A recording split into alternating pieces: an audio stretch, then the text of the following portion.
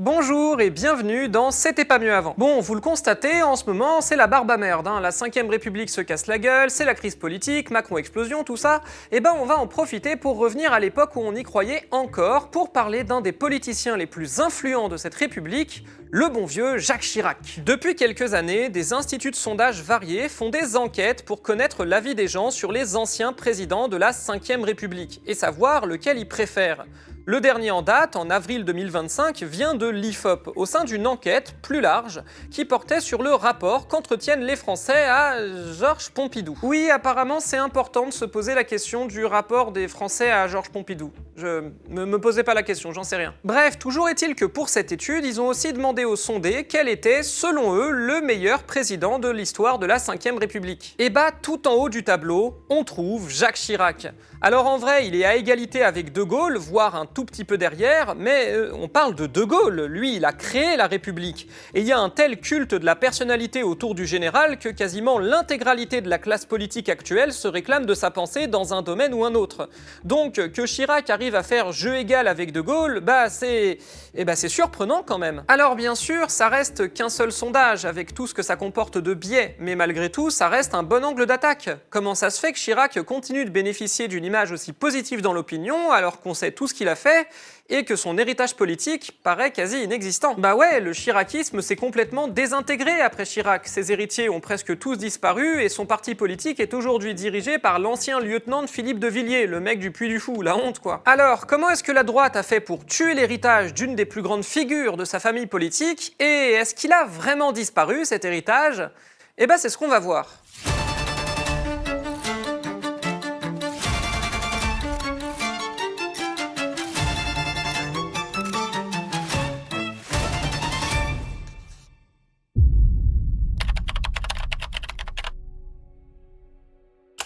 Jacques Chirac, comme les deux précédentes personnes qu'on a abordées dans cette émission, il vient d'un milieu plutôt aisé. Alors, il est souvent présenté comme corrézien, et lui-même a beaucoup joué sur cette image de « moi, je suis un gars de la Corrèze ». Je débarquais de la Corrèze paumé, alors faut pas me faire chier. Mais la réalité, c'est qu'il y a assez peu vécu. Jacques Chirac est né à Paris et a fait la majeure partie de ses études en région parisienne, même si c'est vrai qu'il a pu passer quelques années en Corrèze. Ça, c'est surtout pour dire que Jacques Chirac, comme François Hollande plus tard, c'est quelqu'un qui a grandi au milieu de la bourgeoisie parisienne, dans des établissements privés prestigieux comme Atmer ou dans des établissements publics prestigieux aussi comme Louis le Grand, puis qui a ensuite fait Sciences Po et l'ENA. Bref, le parcours classique du politicien dans la seconde moitié du XXe siècle. Un truc qui est moins connu, par contre, c'est que Chirac, au tout début, il était de gauche. Et attendez, pas juste de gauche, d'extrême gauche. Il a milité avec les communistes. Enfin, ça, c'est ce qu'il dit, parce que les communistes, eux, ils disent qu'ils l'ont jamais vu au Réu. Mais par contre, c'est vrai qu'il était proche d'eux, au point qu'il a carrément vendu le journal L'Humanité pendant un temps. Alors, qu'est-ce qui le pousse à changer ?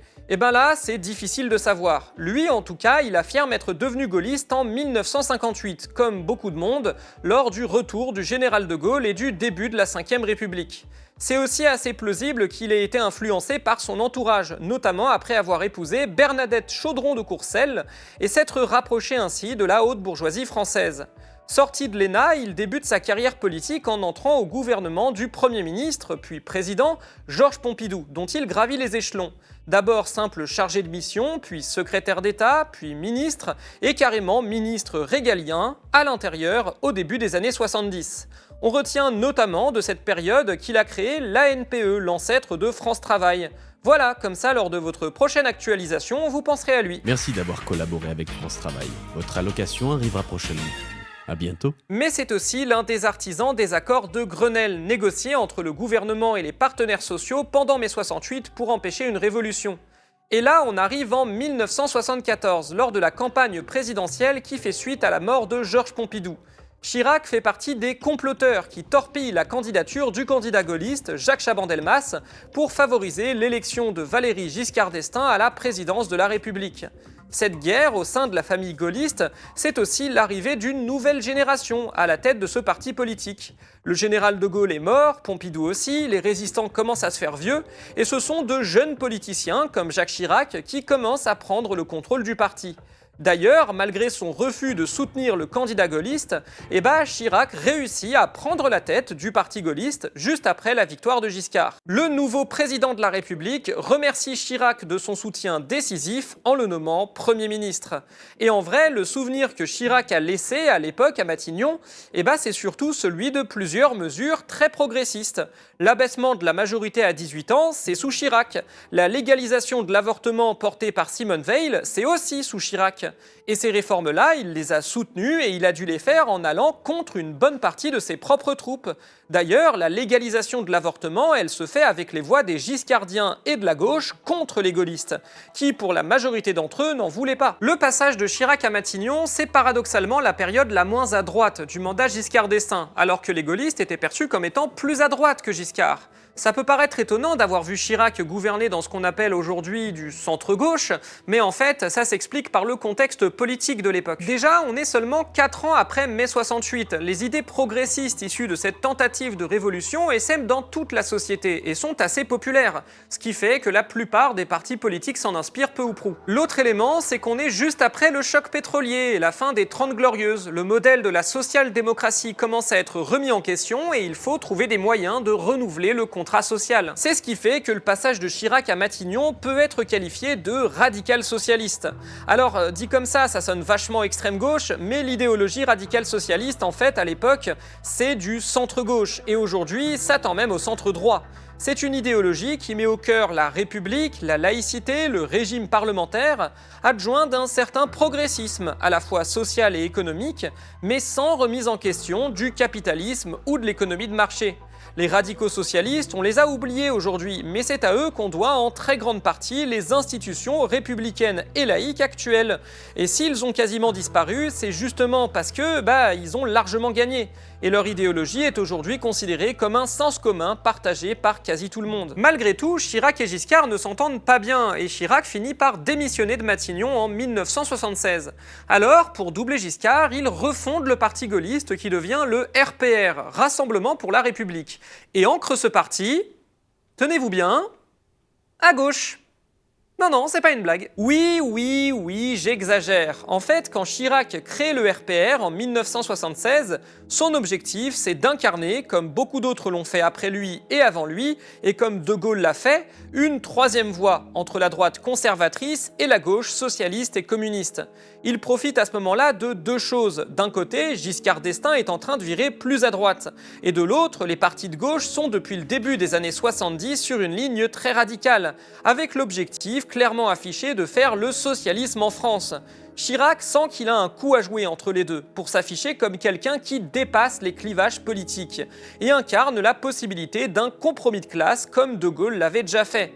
C'est pour ça que quand il fonde le RPR, il le fait en affirmant vouloir réaliser une critique de gauche du gouvernement Giscard et vouloir incarner une sorte de travaillisme à la française. Oui, vous avez bien lu, il y a marqué « Chirac, t'es un crack » sur la banderole. En fait, ce discours de Chirac où il parle de concilier gaullisme et travaillisme, où il demande des réformes sociales, une taxation plus importante du capital, il s'inscrit aussi dans une volonté de se distancier de Giscard, dont le nouveau Premier ministre, Raymond Barre, vient d'annoncer une politique de rigueur très dure et évidemment pas très populaire. Faut voir aussi, et je le redis, mais le contexte est différent.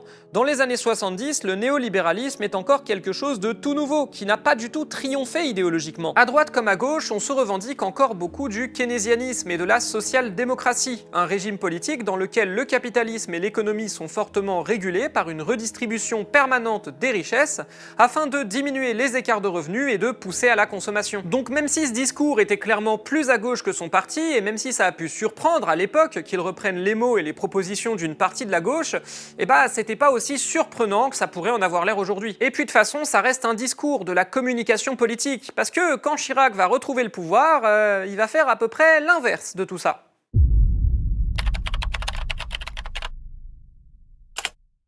On arrive dans les années 80. En 1981, la gauche est arrivée au pouvoir avec François Mitterrand. Profitant des effets du tournant de la rigueur et des espoirs déçus, la droite remporte les élections législatives de 1986 et l'alliance entre l'UDF de Giscard et le RPR de Chirac porte ce dernier, une fois de plus, à Matignon. Chirac, bien que devenu maire de Paris, probablement grâce à cette magnifique musique d'ailleurs, les amoureux de Paris sont unis.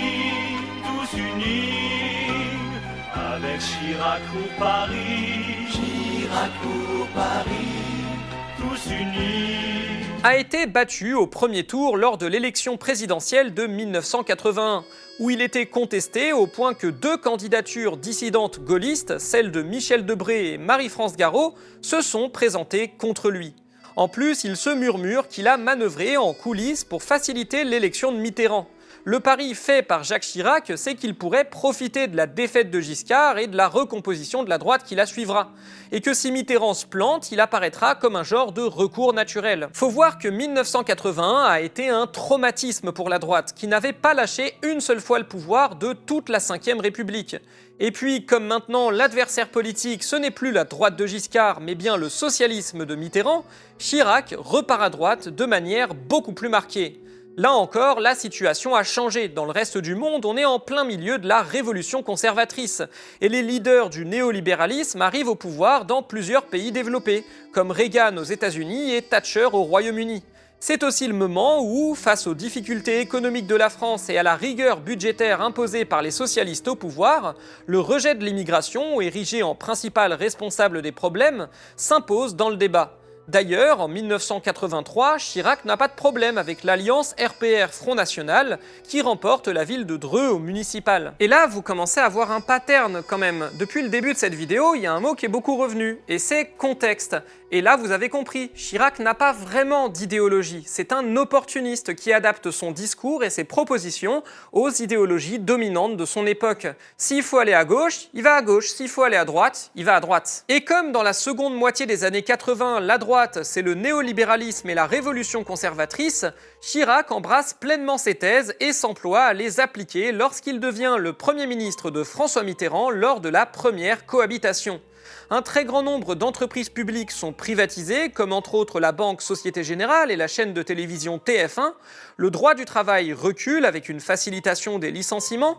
L'impôt sur les grandes fortunes est supprimé. On a aussi des lois immigration et antiterroristes très médiatisées par le ministre de l'Intérieur de l'époque, Charles Pasqua. C'est l'époque des premiers vols charter. L'accès à la nationalité française et à la carte de séjour deviennent plus difficiles. Bref, malgré quelques mesures sociales, comme sur le travail des handicapés, ça reste une politique de droite, dure, qui lui vaut l'opposition de Mitterrand et provoque plusieurs mouvements sociaux. Cette ligne politique le met en difficulté lors de l'élection présidentielle de 1988 face à François Mitterrand, qui a effectué une remontée importante dans les sondages en étant sur une ligne d'ouverture davantage de centre-gauche. S'il parvient à se qualifier au second tour, il est battu assez largement par Mitterrand. Malgré tout, Chirac est désormais le leader assez peu contesté de la droite et il reprend la tête de l'opposition. Profitant des grosses difficultés des socialistes au début des années 90, il maintient une ligne très à droite, celle qui lui vaut d'ailleurs le surnom de Facho Chirac. Et c'est à cette occasion qu'il crée notamment cette polémique sur le bruit et l'odeur en 1991. Comment voulez-vous que le travailleur français qui travaille avec sa femme et qui ensemble gagne environ 15 000 francs et qui voit sur le palier à côté de son HLM entasser une famille avec un père de famille, 3 ou 4 épouses et une vingtaine de gosses, et qui gagne 50 000 francs de prestations sociales sans naturellement travailler. Si vous ajoutez à cela le bruit et l'odeur, eh bien, le travailleur français sur le palier devient fou. D'ailleurs, à cette époque-là, il se prononce pour la suppression du droit du sol, qui est déjà dans le débat et est aujourd'hui l'une des propositions phares du Rassemblement national. Dans un contexte de crise économique et de politique de rigueur socialiste, la droite remporte très largement les élections législatives de 1993 en obtenant 485 députés et près de 70% des voix au premier tour. La logique voudrait que Chirac devienne Premier ministre, mais il l'a déjà fait la dernière fois, et lui, ce qu'il vise, c'est la présidentielle de 95. C'est pour cette raison qu'il laisse un autre gaulliste, son allié Édouard Balladur, aller à Matignon et se flinguer à sa place. Sauf que manque de peau, le mandat de Balladur, il se passe bien et il devient assez populaire. Du coup, forcément, une bataille s'engage pour prendre la tête de la droite lors de la prochaine élection présidentielle et les deux hommes s'y présentent en concurrence. Alors, face à un Balladur favori sur une ligne de droite bien libérale, comment va faire Chirac pour se démarquer à votre avis? Eh bien comme d'habitude, en changeant d'idéologie. Puisque le créneau de la droite libérale est déjà pris, Chirac fait campagne sur le thème de la fracture sociale. promettant d'agir pour réduire les inégalités avec une école plus équitable, un meilleur accès à la culture, un meilleur accès au logement, une augmentation des salaires, une amélioration de la protection sociale. Bref, il fait campagne sur des thèmes progressistes, tout en lissant son image pour jouer sur le côté gentil grand-père sympa. Et ça fonctionne, car il réussit à se qualifier au second tour, puis à l'emporter en battant Lionel Jospin, le candidat du PS. Pour battre Jospin, Chirac a aussi bénéficié du soutien officieux de François Mitterrand, qui semblait considérer Chirac comme un genre de successeur logique. Chirac est enfin président. Il dispose d'une majorité ultra large à l'Assemblée nationale pendant 3 ans. Alors qu'est-ce qu'il va en faire ? Renier tous ses engagements de campagne, bien sûr. Dès la fin d'année 1995, Chirac laisse encore une fois tomber son idée de troisième voie entre gauche social-démocrate et droite libérale pour adopter clairement une ligne de droite, la même que celle de Balladur au final. Libéralisme, rigueur, réduction des déficits et recul des droits sociaux. Ce revirement conduit tout droit aux grèves massives de 1995 contre la réforme de la sécurité sociale et des retraites, qui est en partie abandonnée, puis à la défaite électorale de la droite en 1997. À ce moment-là, Chirac dissout l'Assemblée nationale parce qu'il espère ainsi l'emporter et avoir les mains libres pendant les 5 dernières années de son mandat. Sauf que la gauche fait une bonne campagne et l'emporte à la surprise générale. Les 5 années suivantes, Chirac ne peut les faire qu'en tant qu'observateur, pendant que la gauche de Lionel Jospin mène une politique de social-démocratie modérée, pas beaucoup plus à gauche que les promesses de Chirac en 1995. En positif, on retient de ses 2 premières années de mandat la reconnaissance par la France de sa responsabilité dans le génocide des Juifs pendant la Seconde Guerre mondiale. Oui, la folie criminelle de l'occupant a été, chacun le sait, secondée par des Français, secondée par l'État français. En 2002, toutefois, il profite de l'érosion du gouvernement de la gauche plurielle pour arriver au second tour de l'élection présidentielle. Cette fois-ci, il assume une ligne de centre-droit avec un accent toutefois mis sur la baisse de l'impôt sur le revenu et la lutte contre l'insécurité. Il réalise un score assez faible au premier tour, 20% seulement, mais se retrouve face à Jean-Marie Le Pen au second tour. Dans le premier second tour droite-extrême droite de l'histoire, Chirac joue à fond la carte du Front républicain et est réélu avec plus de 80% des voix. Obtenant une majorité absolue pour son nouveau parti, l'UMP, fusion du RPR et d'une partie de l'UDF giscardienne, il mène alors de nouveau une politique de droite libérale, incarnée par la rivalité entre Dominique de Villepin et Nicolas Sarkozy. En positif, Chirac se fait reconnaître pour la fameuse réplique « Notre maison brûle et nous regardons ailleurs », qui est souvent, encore aujourd'hui, brandie comme un totem par les républicains pour faire croire qu'ils sont écolos. Notre maison brûle. Et nous regardons ailleurs. Mais aussi pour la stratégie de non-alignement de la France en matière diplomatique, avec le refus, incarné par Dominique de Villepin, de s'engager dans la guerre en Irak aux côtés des États-Unis. C'est aussi les émeutes dans les banlieues pendant plusieurs semaines en 2005, les manifestations contre le contrat première embauche en 2006 que Chirac abandonne sous la pression, et l'échec du référendum sur la Constitution européenne, voulu par Chirac pour impliquer les Français dans le processus, soutenu par les grands partis de gouvernement. Ça montre, cela dit, que Chirac en avait un poil plus quelque chose à foutre de l'opinion populaire, puisque lui, pour le coup, était parfois capable d'abandonner un projet quand la majorité de la population n'en voulait pas, n'est-ce pas Macron ? C'est votre décision souveraine et j'en prends acte. Ce second mandat, c'est malgré tout celui de la marginalisation de Chirac. Affaibli par un AVC, confronté à la montée en puissance d'une nouvelle génération au sein de la droite gaulliste, incarnée principalement par Sarko, qui prend d'ailleurs la tête de l'UMP, il voit ce dernier lui succéder à la présidence en 2007 alors qu'il l'appréciait pas du tout, sur une ligne beaucoup plus droitière et réac. Chirac prend sa retraite et n'intervient plus beaucoup dans le débat public jusqu'à sa mort en 2019. J'ai oublié les affaires, parce que Chirac a, comme tout bon leader de droite qui se respecte, été impliqué dans un certain nombre d'affaires de corruption, le financement illégal du RPR et l'affaire des emplois fictifs de la mairie de Paris. L'avantage pour lui, c'est que quand ces affaires éclatent au grand jour pour de bon, il est président de la République française et donc protégé par l'immunité présidentielle. Il faut donc attendre la fin de son mandat pour qu'il soit jugé et condamné en 2011 à de la prison avec sursis. Plus grave encore, il y a la reprise des essais nucléaires en Océanie, décidée par Jacques Chirac dès 1995 et pour lesquels une plainte a été déposée en 2018, accusant la France de crimes contre l'humanité. Du coup, avec l'éclairage de tout ça, on se rend compte que si pas grand monde ne se revendique directement de l'héritage de Chirac, c'est pas tellement parce que la droite a décidé de liquider cet héritage. Bon, disons-le, il y a quand même de ça. Après Chirac, c'est Sarkozy qui a repris les rênes de l'UMP et l'a poussé vers une ligne beaucoup plus radicale et assumée idéologiquement. Les républicains d'aujourd'hui sont largement convertis à cette extrême droite, contre laquelle Chirac a été réélu en 2002. Et ses héritiers directs, que ce soit Dominique de Villepin ou Alain Juppé, n'ont jamais réussi à reprendre le contrôle du parti. Mais comme on l'a vu, le Chirac des années 80-90 était déjà sur une ligne de crête entre droite modérée et droite radicale. Sarkozy a juste eu besoin de pousser le curseur un peu plus loin. Si Chirac est populaire aujourd'hui, c'est déjà par effet doudou nostalgique, dans une ère où on passe son temps à dire que c'était mieux avant. Chirac était président à une époque où les politiciens maniaient davantage l'optimisme, avec les mythes de la mondialisation heureuse et de la croissance éternelle largement désavoués aujourd'hui. Chirac, comme Jospin d'ailleurs, représente ça. Et il y a aussi ses déclarations, la reconnaissance du génocide des Juifs, le refus de s'engager dans la guerre en Irak et l'appel à lutter contre le réchauffement climatique dont on aime se souvenir. On a laissé de côté les manifs géantes, les déclarations xénophobes, les essais nucléaires, la corruption et les échecs, pour ne garder que cette image de gentil grand-père humaniste qu'il n'a en plus adopté que très tardivement dans sa carrière. Idéologiquement, par contre, il n'y a pas grand-chose. Par rapport à la société libérale avancée de Giscard, au socialisme dans la République de Mitterrand ou encore à la droite décomplexée de Sarkozy, Chirac, lui, n'a pas vraiment eu d'idéologie identifiable.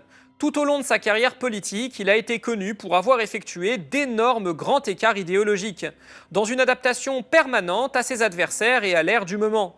C'est sans doute aussi ça qui lui a permis de conquérir le pouvoir. La présidence Chirac, c'est aussi l'apogée d'une France dépolitisée, où la majeure partie de la classe politique avait adhéré sans le dire au néolibéralisme au nom du pragmatisme et de la raison. Une politique faussement dépolitisée qui a bel et bien survécu à Chirac, et les héritiers du chiracisme en la matière se retrouvent davantage avec François Hollande et aussi avec Emmanuel Macron. C'est la fin de cet épisode de C'était pas mieux avant. Si vous l'avez aimé, n'hésitez pas à vous abonner à la chaîne du média et pourquoi pas à nous faire un don pour nous permettre de rester la première chaîne d'information indépendante en France. Vos dons sont la garantie de cette indépendance. À la prochaine!